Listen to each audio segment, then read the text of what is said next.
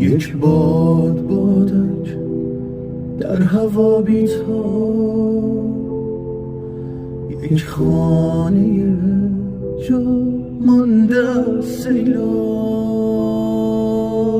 یک صحنه غمگین ولی جذاب. اینها منم، لطفاً مرا دریاب. اندوه‌های کودکی گریان،